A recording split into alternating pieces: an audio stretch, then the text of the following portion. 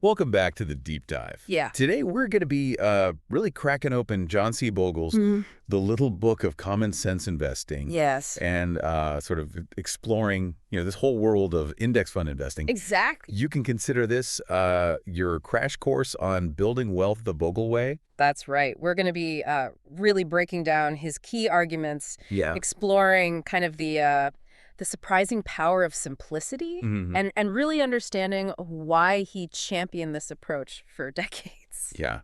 So Bogle kicks things off with a pretty intriguing story. Yeah. The Gottschalk's family parable. Right. It's, imagine a family that owns all of American businesses. All right. Talk about having it made. Wow. But then they start bringing in, like, helpers. Yeah. Think brokers, advisors, a whole Wall Street crew. Right. And they all get caught up in this frenzy of stock picking and trying to outsmart each other. Yep.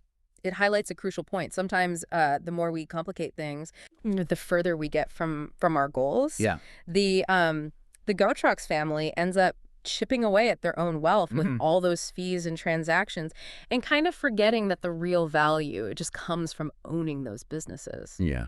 I mean, think about your own investments for a second. I mean, are you paying, unnecessary fees? Are you chasing those hot stock tips that might be eroding your gains over time? Right. This parable is a great reminder to just step back and see the bigger picture. Absolutely. And that leads us right into Bogle's central argument, which is the power of index funds. Yeah.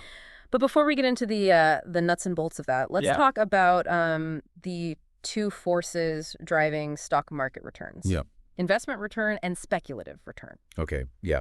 Break it down for me. What's the difference and why should I care? Well, investment return is the real deal. It's the dividends companies pay out and the growth of their earnings. Okay. Think of it as the steady engine of value creation. Okay. Speculative return, on the other hand, is all about perception. It's how much investors are willing to pay for a company's earnings at any given moment. Gotcha. It's much more volatile and unpredictable. So it's like the difference between a company's actual performance and how the market feels about that performance. Exactly. Which can, change on a dime. Exactly. Yeah. And as Bogle emphasizes, in the long run, it's that steady, consistent investment return that really matters. Okay. He uses a pretty mind-blowing example. $1 invested in the stock market back in 1900 would have grown to over $43,000 by 2015. Wow. Primarily because of that consistent average annual investment return. Yeah, that's the magic of compounding in action. Yeah. But there's a flip side to that coin, though, right? Yes. The tyranny of compounding costs. You've hit the nail on the head. Bogle shows that even what seems like a small difference in fees, say lagging the market by just 2% per year, can have a massive impact on your potential returns over time. Yeah. We're talking about potentially losing a huge chunk of your gains. Yeah. So what's the antidote to this fee fever? Enter index funds, right? Exactly. Bogle argues that index funds are the ultimate tool for capturing the market's return without all those pesky fees eating away at your gains. Yeah. He points to the S&P 500 and the total stock market index. Think of it as owning a tiny piece of every company in the market. Yeah, instead of trying to guess which individual stocks or funds are going to outperform, you're essentially buying the entire market. You're not searching for needles, you're buying the whole haystack. That's the beauty of it. Yeah. And here's the kicker. Index funds are practically guaranteed to outperform the average investor over time. Why? Because they eliminate the human element, all the emotions and guesswork that often lead to costly mistakes. Yeah. Bogle pulls out some pretty convincing statistics to back up his claim. He found that from 2001 to 2016, the S&P 500 index actually beat out 97%.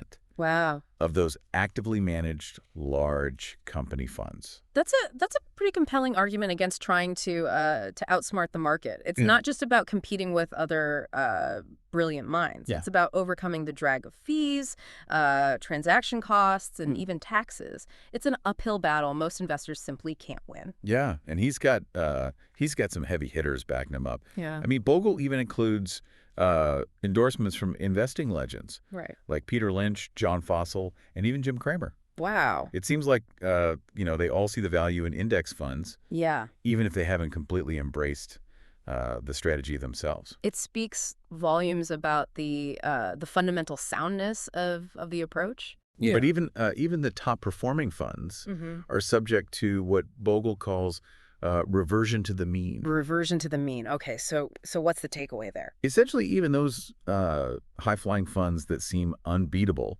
eventually come back down to earth. Gotcha. Their performance tends to revert back to average or even worse. Okay. Chasing past performance is a risky game. Yeah. It's like trying to catch lightning in a bottle. So those fancy star ratings that funds get, maybe they're not the crystal ball we think they are. Exactly. Those ratings are often based on short bursts of performance that might not be sustainable. Okay.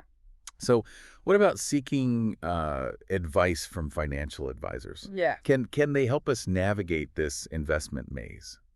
That's a great question. I mean, advisors can offer valuable services, especially when it comes to things like figuring out, the right mix of stocks and bonds for your goals. But can they really pick winning funds? That's where things get tricky. Even seasoned professionals struggle to consistently beat the market. Okay. Bogle presents some eye-opening data in the book, showing that advisor-managed portfolios often lag behind the market. Gotcha. It all comes back to his central message: keep it simple and keep those costs down. Right. Speaking of costs, he even highlights a pretty dramatic example: the Merrill Lynch debacle. Oh, yeah. With their Focus 20 and Internet Strategies funds. It's a cautionary tale about relying on brokers to pick those hot funds that everyone is talking about. It's a good reminder that even the big names can get it wrong. Yeah. And it brings us back to Bogle's core principles: simplicity and cost control. Right. Which, as he shows, apply to bonds just as much as stocks. So even in the world of bonds, indexing still makes sense. Tell me more. Absolutely. Bogle argues that bond funds, just like stock funds, often underperform their benchmarks because of costs. Okay. He dives into data showing how index funds consistently outperform actively managed bond funds across different categories. Interesting. So what's his top pick in the bond world? He recommends the Total Bond Market Index Fund as a solid core holding. Okay. He also talks about ways to bump up your yield without taking on too much risk. Gotcha. But of course, we can't talk about index funds without addressing the elephant in the room: ETFs. Right. ETFs have exploded in popularity. Yeah. But are they all they're cracked up to be? Well, they certainly have some advantages, but Bogle cautions against using them for short-term trading. Remember, trading is not investing. Right. ETFs are like those shiny new tools that everyone wants to use for everything. Yeah. But maybe they're best suited for specific jobs. Exactly. Just like traditional mutual funds, ETFs are most valuable when used for long-term index fund investing. Okay. And when it comes to those smart beta ETFs, the ones that try to outsmart the market using all sorts of fancy factors, well, Bogle isn't convinced. So these smart beta ETFs, they're basically active management. Yeah. Dressed up in index fund clothing. That's right. But Bogle sees right through the disguise. That's right. He sees them as another form of active management, trying to beat the market. And history has shown that complexity rarely outperforms simplicity in the long run. Right. Okay, we've covered a lot of ground here. Yeah. But there's one key piece of the puzzle we haven't touched on yet. Okay. And that's asset allocation. How you divvy up your investments between stocks and bonds. Asset allocation is a crucial factor in determining your long-term returns. Right. It's all about finding that sweet spot between risk and reward. And as we discussed earlier, keeping costs low can actually allow you to take on less risk. Right. While still getting those sweet returns. Right. You might even end up beating out a riskier portfolio weighed down by fees. That's right. Bogle emphasizes that low-cost index funds can potentially help you reach your goals with a smoother ride. Yeah. And speaking of taking a smoother ride, Yeah. Bogle points out a surprising supporter of index fund investing. Okay. Benjamin Graham, Yeah. author of The Intelligent Investor, Right. a true investing classic. Yeah. That's interesting. What did Graham have to say about index funds? Well, what's fascinating is that Graham was a champion of this approach long before the first index fund even existed. Wow. He believed in owning a diversified portfolio of stocks and holding them for the long haul. Right. Exactly what you would do with an index fund today. So he laid the philosophical groundwork for index fund investing decades ago. He certainly did. And he had this incredible quote that sums up his perspective perfectly. Yeah.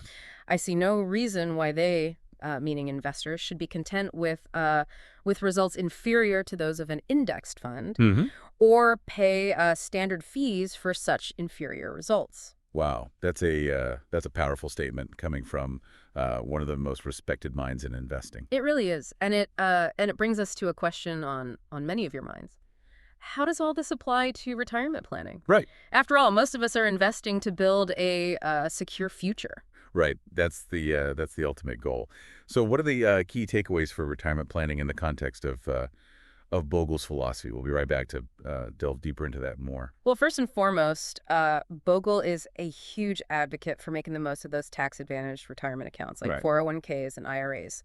Yeah, those are the accounts where your money grows, tax deferred, so you don't have to pay taxes on your gains until you retire. You got it. It's like getting a bonus from Uncle Sam every year. Yeah. And it allows the magic of compounding to really work its wonders. So it's a double win. Yeah. And Bogle's all about contributing early and often, right? Absolutely. Even if it's just a little bit each month. The earlier you start, the more time your money has to grow. It's like planting a tree. The sooner you plant it, the bigger and stronger it'll become. I love that analogy.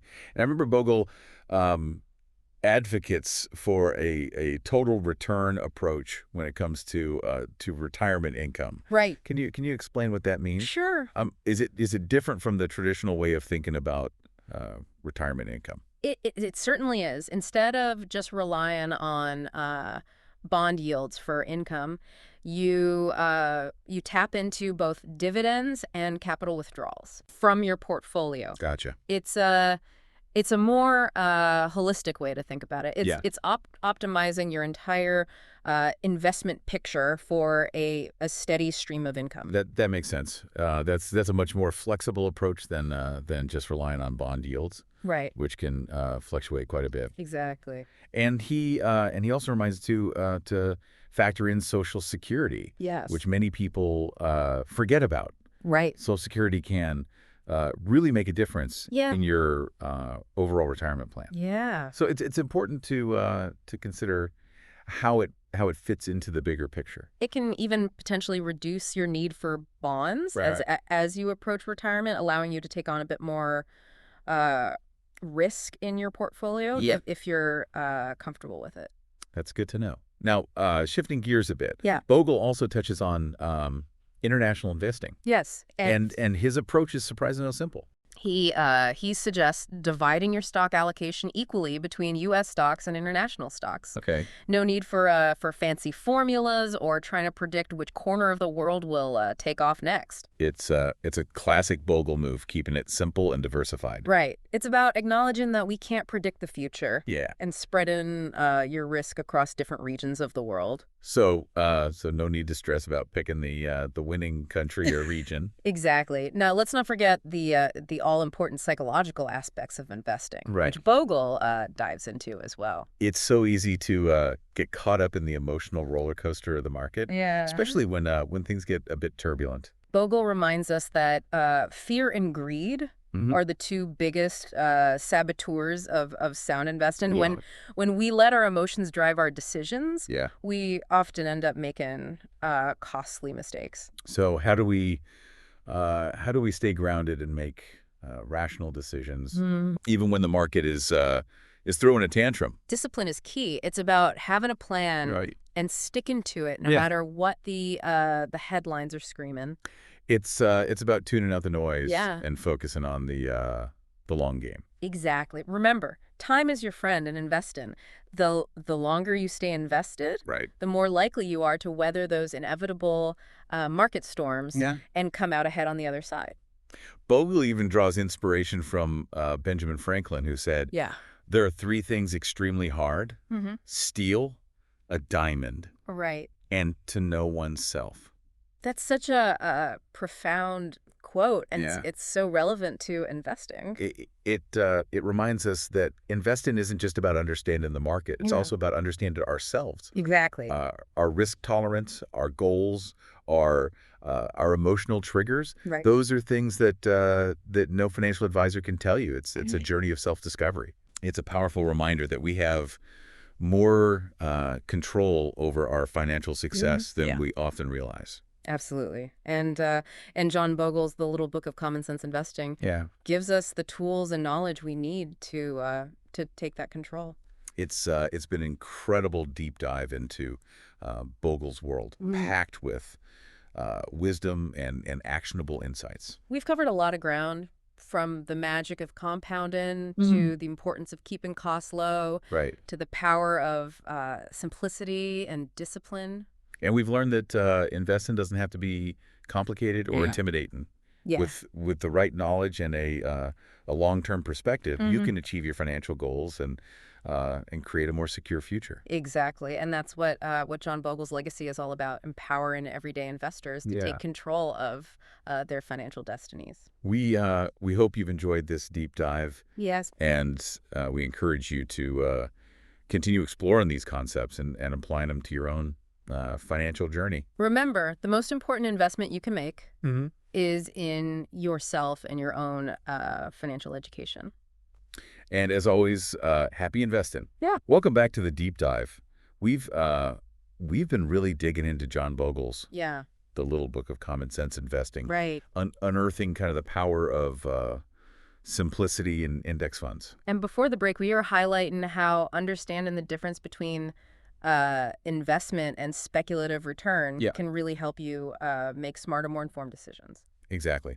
Now let's bring all this wisdom into the realm of retirement planning, which is a big focus for many of our listeners. Bogle dedicates a whole chapter to this topic, offering a blueprint for building a solid retirement nest egg. Yeah, he's a big proponent of those tax-advantaged retirement accounts like 401ks and IRAs. They really are golden tickets to a more comfortable retirement. Right. Those accounts allow your investments to grow tax deferred, letting that compound magic really work its wonders. It's like getting a little bonus from Uncle Sam each year. Yes. And Bogle's all about starting early, right? Absolutely. Even if you can only contribute a small amount each month. Time is your greatest ally in investing. Yeah. The sooner you start, the more time your money has to compound and grow. It's like planting a tree. The earlier you get that sapling in the ground, the taller and stronger it will become. That's a great analogy. Bogle also advocates for what he calls a total return approach to retirement income, which I find quite refreshing. Can you explain what that means? Is it different from the traditional way of thinking about retirement income? It certainly is. Okay. Instead of relying solely on bond yields for income, you tap into both dividends and capital withdrawals from your portfolio. Gotcha. It's a more holistic way to think about it, optimizing your entire investment picture for a steady stream of income. That's a much more flexible approach than just relying on bond yields, which can fluctuate quite a bit. Exactly. And Bogle also reminds us to factor in Social Security, which many people forget about. So Security can really make a difference in your overall retirement plan. Yeah. So it's important to consider how it fits into the bigger picture. It can even potentially reduce your need for bonds as you approach retirement, allowing you to take on a bit more risk in your portfolio if you're comfortable with it. That's good to know. Now, shifting gears a bit, Bogle also touches on international investing. Yes. And his approach is surprisingly simple. He suggests dividing your stock allocation equally between U.S. stocks and international stocks. Okay. No need for fancy formulas or trying to predict which corner of the world will take off next. It's a classic Bogle move, keeping it simple and diversified. Right. It's about acknowledging that we can't predict the future. Yeah. And spreading your risk across different regions of the world. So no need to stress about picking the winning country or region. Exactly. Now, let's not forget the all-important psychological aspects of investing. Right. Which Bogle dives into as well. It's so easy to get caught up in the emotional roller coaster of the market, especially when things get a bit turbulent. Bogle reminds us that fear and greed are the two biggest saboteurs of sound investing. Yeah. When we let our emotions drive our decisions, we often end up making costly mistakes. So how do we stay grounded and make rational decisions even when the market is throwing a tantrum? Discipline is key. It's about having a plan and sticking to it no matter what the headlines are screaming. Is it tuning out the noise? Yeah. And focusing on the long game. Exactly. Remember, time is your friend in investing. Right. The longer you stay invested, the more likely you are to weather those inevitable market storms and come out ahead on the other side. Bogle even draws inspiration from Benjamin Franklin, who said, "There are three things extremely hard: steal, a diamond, and to know one's self." That's such a profound quote, and it's so relevant to investing. It reminds us that investing isn't just about understanding the market. Yeah. It's also about understanding ourselves, our risk tolerance, our goals, our emotional triggers. And those are things that no financial advisor can tell you. Right. It's a journey of self-discovery. It's a powerful reminder that we have more control over our financial success than we often realize. Absolutely. And John Bogle's The Little Book of Common Sense Investing gives us the tools and the knowledge to take that control. It's been an incredible deep dive into Bogle's world, packed with wisdom and actionable insights. We've covered a lot of ground. Yeah. From the magic of compounding to the importance of keeping costs low to the power of simplicity and discipline. And we've learned that investing doesn't have to be complicated or intimidating. Yeah. With the right knowledge and a long-term perspective, you can achieve your financial goals and create a more secure future. Exactly. And that's what John Bogle's legacy is all about. Empowering everyday investors to take control of their financial destinies. We hope you've enjoyed this deep dive. Yes. And we encourage you to continue exploring these concepts and applying them to your own financial journey. Remember, the most important investment you can make is in yourself and in your own financial education. And as always, happy investing.